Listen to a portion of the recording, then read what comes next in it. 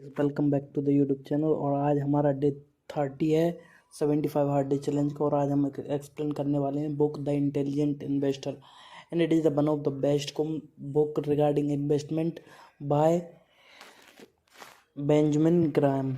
ठीक है, तो वीडियो स्टार्ट करने से पहले मेरी आपसे एक ही रिक्वेस्ट है, अगर आपने पास्ट में वीडियोस नहीं देखी जो हमने अपलोड किए हैं वो आप जाके चेक कर सकते हो। ठीक है, तो आज डे 30 है, इसको स्टार्ट करते हैं प्रॉपर वे में।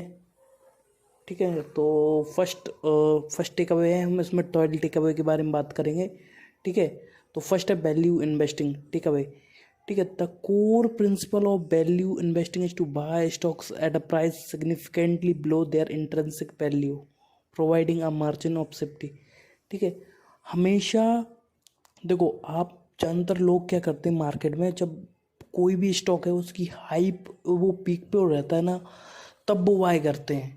ठीक है, तब नहीं करना है। ठीक है, अगर आप प्रॉपर रिसर्च करोगे तो आपको ऑटोमेटिकली 4-5 स्टॉक तो आप इजीली फाइंड कर लोगे जो आगे जाके बहुत बड़ा ग्रोथ देने वाले हैं, बहुत ज़्यादा आपको रिटर्न देने वाले हैं, तो तब आपको उनको बाय करना है। ठीक है, तो इसके लिए तीन स्टेप्स हैं।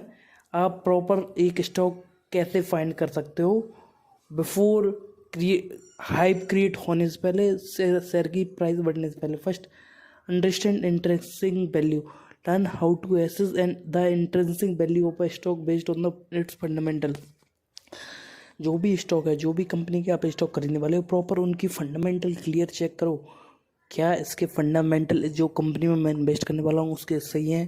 अगर सही हैं तो किस तरीके से मैं अब आगे इन्वेस्ट करूँगा। बाकी चीज़ें आपको चेक करनी होती हैं, अकाउंट्स, लोन कितना है कंपनी के ऊपर, बहुत सारी चेक करनी होती हैं। Second, margin of safety, always seek a margin of safety by purchasing stock at a price below their intrinsic, जो एक्चुअल वैल्यू उससे नीचे अगर मिलता है, कोई क्रैश में कोई ब्रेक डाउन हुआ है या मार्केट नीचे गिरा है, तब अगर आप बाय कर सकते हो तब ऑटोमेटिकली गो फॉर दैट।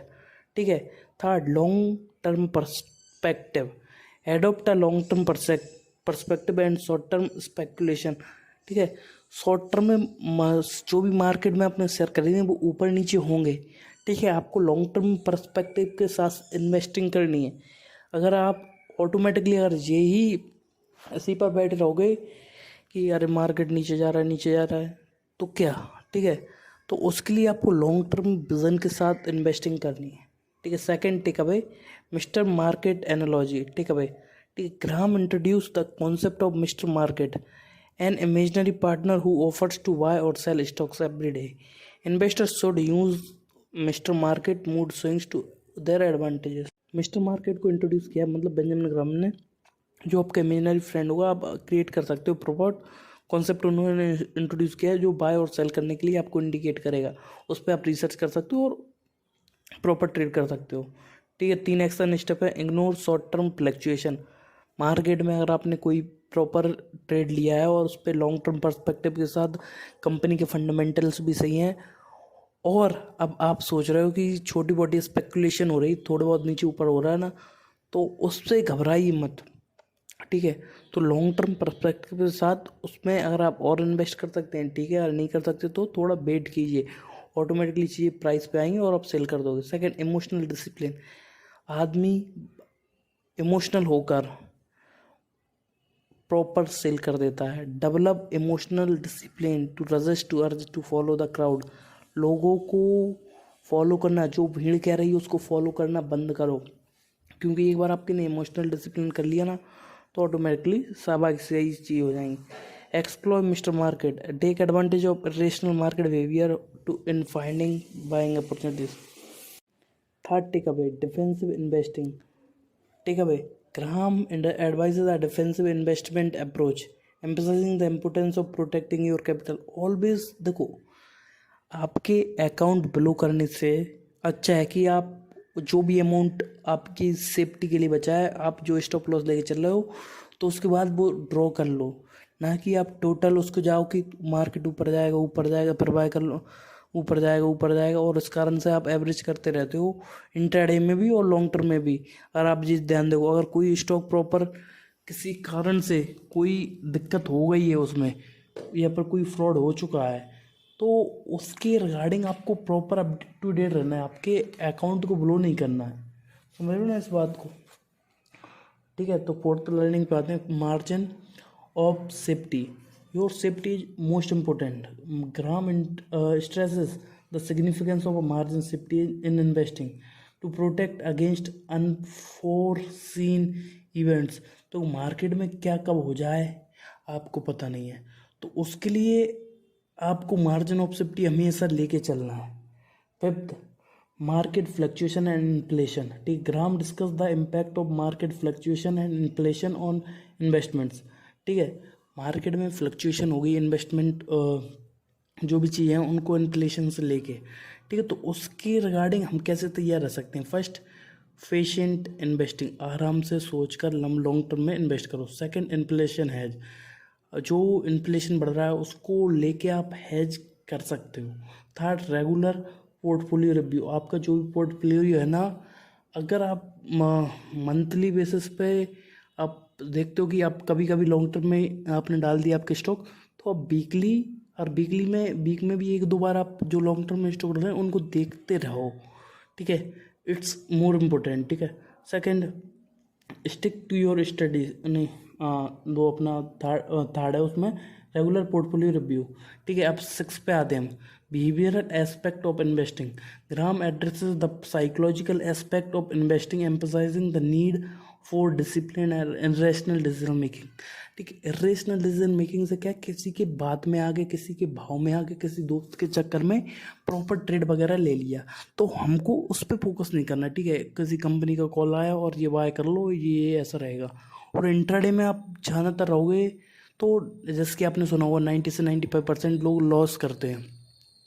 तो आप इंट्राडे में स्टार्टिंग में जाने की कोशिश मत करो, पहले जितनी नॉलेज हो सकती है गैदर करो। प्रैक्टिकल आप छोटे अमाउंट से करो, 10,000 5,000 से प्रॉपर प्रैक्टिकल करो।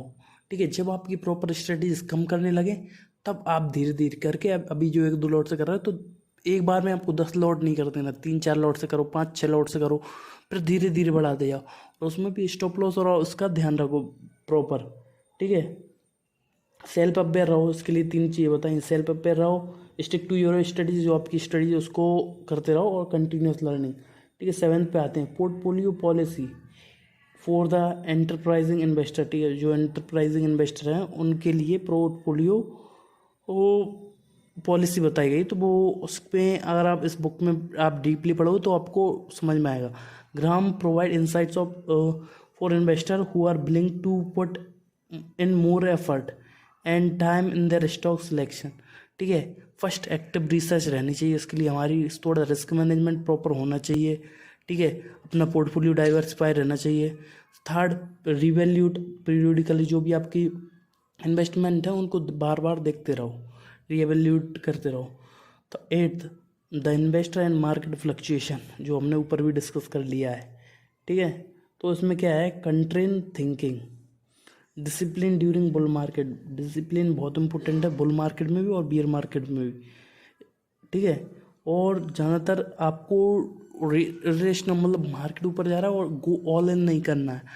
आपी को कभी भी कि कोई भी सिचुएशन हो, आपको आपकी जो भी कैपिटल है, आप इंट्राडे में ट्रेड कर रहे हो, आप ऑफलाइन वो जो भी फ्यूचर में ट्रेड कर रहे हो, तो उसके लिए आपको पूरी कैपिटल के साथ ट्रेड नहीं करना।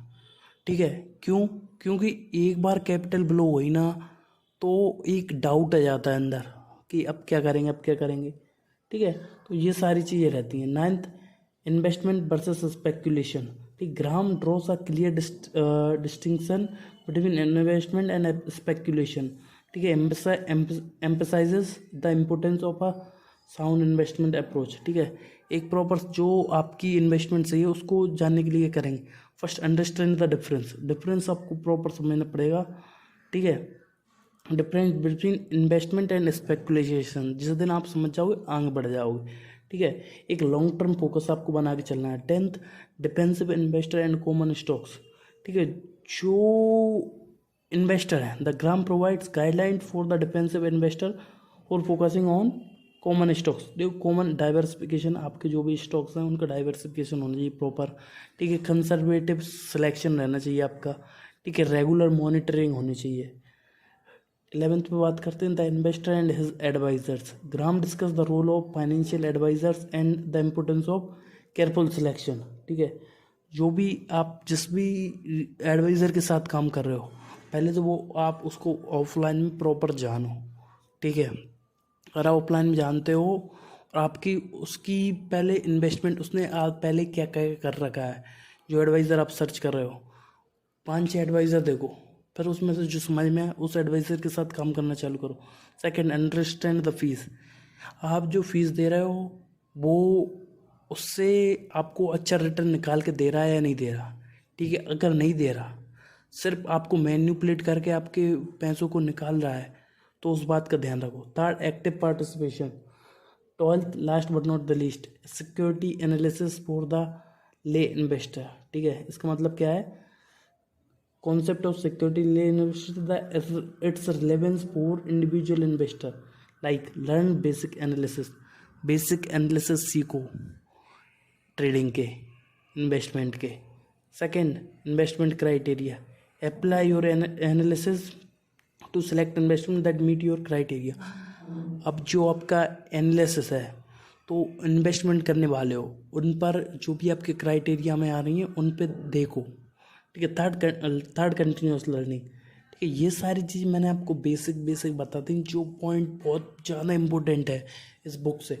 ये बुक गोल्ड माइन है, और एक बार आप इस बुक को पढ़ोगे तो आपको इतना सीखने को मिलेगा, बहुत कुछ। 2 बार पढ़ोगे उससे दुगना सीखने को मिलेगा, 3 बार पढ़ोगे और मज़ा आ जाएगा, चौथी और पांचवी बार में आप इन्वेस्टमेंट, लॉन्ग टर्म इन्वेस्टमेंट के लिए एक अच्छा अप्रोच डेवलप कर लोगे। तो दोस्तों आज के लिए इतना ही। आप